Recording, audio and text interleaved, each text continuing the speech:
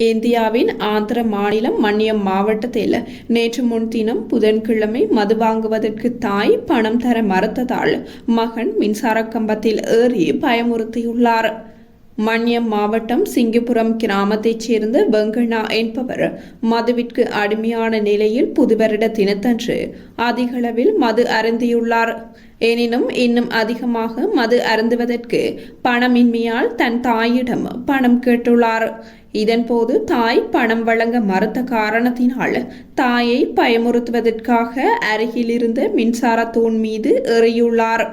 இதேவேளை குறித்த சம்பவத்தை அவதானித்த உள்ளூர்வாசிகள் உடனடியாக மின்சாரத்தை நிறுத்தியுள்ளனர்.